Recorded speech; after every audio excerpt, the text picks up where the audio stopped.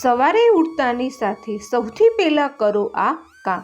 દરેક પગલે મળશે સફળતા. દરેક વ્યક્તિ પોતાના જીવનમાં ધનિક બનવા ઈચ્છે છે, પરંતુ ઘણી વખત ખૂબ જ મહેનત કરવા છતાં તમને સફળતા નથી મળતી જેમાં તમે હકદાર છો.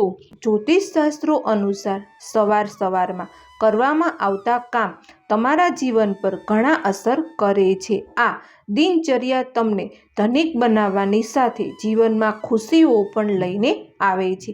આવો જાણીએ સવારે ઉઠતાની સાથે તમારે સૌથી પહેલાં કયા કામ કરવા જોઈએ. હથેળીઓ જોવી. સવારે ઉઠતાની સાથે સૌથી પહેલાં તમારે તમારા બંને હાથની હથેળીઓને ભેગી કરી થોડા સમય તેને જોવી. આ દરમિયાન કરાગ્રે વસતે લક્ષ્મી, કર્માધ્યે સરસ્વતી, કરમૂલ્યે તુ ગોવિંદા, પ્રભાતે કર દર્શન મંત્રનો જાપ કરવાથી લાભ થાય છે. ધરતી માતાને પ્રણામ. સવારે ઉઠતાની સાથે ધરતી પર પગ મૂકતા પહેલા ધરતી માતાને હાથથી સ્પર્શ કરી તેમને પ્રણામ કરો. શાસ્ત્રો અનુસાર ધરતીને માતાનું સ્થાન આપવામાં આવ્યું છે. તેમની પૂજા કરવી ખૂબ જ લાભકારી માનવામાં આવે છે. સૂર્યની કરો પૂજા. કહેવાય છે કે મનુષ્યને સૂર્યોદય પહેલાં ઉઠવું જોઈએ અને પછી સ્નાન વગેરે કરી ભગવાને સૂર્યને જળ અર્પણ કરવું જોઈએ. જ્યોતિષશાસ્ત્રો અનુસાર આ કરવાથી તમારા શારીરિક અને આર્થિક કષ્ટ દૂર થાય છે. માતા પિતાના ચરણ સ્પર્શ.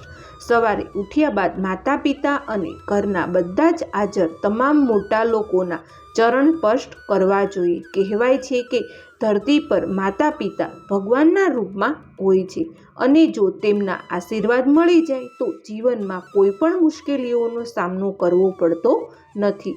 પહેલી રોટલી ગાયને ખવડાવો. જ્યોતિષશાસ્ત્રો અનુસાર રસોડામાં ખાવાનું બનાવતા સમયે સૌથી પહેલાં ગાય માટે રોટલી બનાવવી જોઈએ. કહેવાય છે કે ગાય માતા 36 કરોડ દેવી દેવતાઓનો વાસ કરે છે અને ગાયને રોટલી ખવડાવવાથી તમામ દેવી દેવતાઓને ભોગ અર્પણ થાય છે. સવારે ઉઠતા જ ભૂલથી પણ ના જુઓ આ વસ્તુઓ, આખો દિવસ થઈ જશે ખરાબ.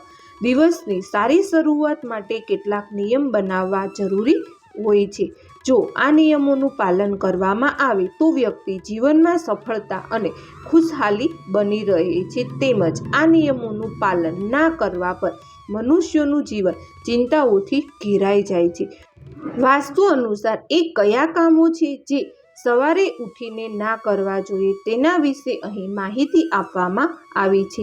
સવારમાં ઉર્જાનું સ્તર સર્વાધિક હોય છે. સામાન્ય રીતે લોકો પોતાની દૈનિક દિનચર્યામાં ઘણી નાની ભૂલો કરે છે. કેટલાક લોકો સવારે ઉઠતા જ બગાસા ખાવા માંડે છે. કેટલાક લોકો એવા પણ છે જેમને સવારે ઉઠતાની સાથે અરીસામાં પોતાનો ચહેરો જોવો ખૂબ જ પસંદ હોય છે. આ ઉપરાંત ઘણા ઘરોમાં હિંસક પશુ અથવા જંગલી જાનવરોનું પેઇન્ટિંગ લગાવેલું હોય છે, જેના પર સવારે ઉઠતાની સાથે જ ઘરમાં રહેતા લોકોની નજર પડે છે. બાળકોને કાર્ટૂન ખૂબ જ પસંદ હોય છે. આ કારણે કેટલાક લોકો બાળકોના રૂપમાં વાંદરા અથવા ટોમ એન્ડ જેરી અથવા મિકી એન્ડ ડોનાલ્ડના ફોટા લગાવેલા છે. સામાન્ય રીતે કેટલાક લોકો પોતાના પાલતુ પ્રાણીઓને સાથે જ સુવડાવી દે છે અને સવારે ઉઠતાની સાથે જ તેમનું મોઢું જુએ છે. શું તમને ક્યારેય વિચાર્યું છે કે બાળકોના અથવા તમારા જીવન પર આ બધા કાર્યોને કેવો પ્રભાવ પડી શકે છે? વાસ્તુશાસ્ત્રો અનુસાર ઘણા એવા કાર્યો હોય છે કે સવારે ઉઠીને ના કરવા જોઈએ. ઘણી એવી વસ્તુઓ હોય છે જેને સવારે ઉઠીને વાસ્તુ અનુસાર જોવી વર્જિત છે. વાસ્તુ કહે છે કે સવારે ઉઠીને પોતાના અથવા અન્ય કોઈને પડછાયો જરા પણ ના જોવો જોઈએ. જો તમે સૂર્ય દર્શન માટે નીકળી જાઓ અને પોતાનો પડછાયો પશ્ચિમ દિશામાં જોઈ લો જ્યારે સૂર્ય પૂર્વ દિશામાં ઉગે છે તો તેને વાસ્તુ અનુસાર રાહુનો સંદેશ કહેવામાં આવે છે. એવામાં પશ્ચિમ દિશા તરફ પડછાયો જોવાની વાતને ખૂબ જ અશુભ માનવામાં આવે છે.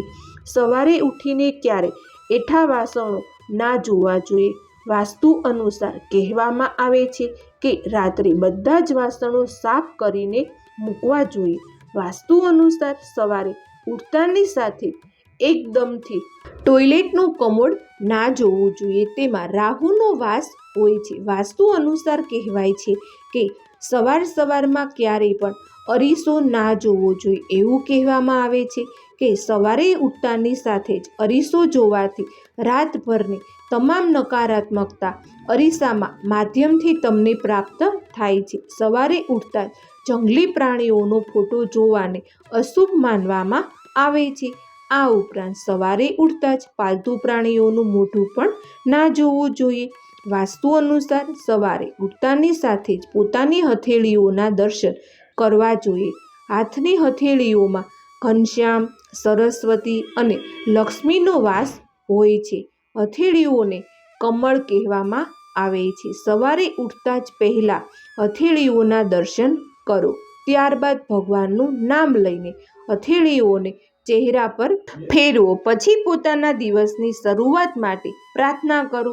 ત્યારબાદ પાણી પીવો અને સૂર્યના દર્શન કરો. સૂર્યોદય પહેલા ઉઠતા લોકોએ જો ચંદ્રમાં નીકળ્યો હોય તો તેના દર્શન કરી શકે છે. તો મિત્રો, વિડીયો પસંદ આવ્યો હોય તો લાઈક, શેર અને ચેનલને સબસ્ક્રાઈબ કરી દેજો. તો ફરી મળીશું એક નવા વિડીયોમાં. ત્યાં સુધી આપ સૌને જય માતાજી, જય શ્રી કૃષ્ણ મિત્રો.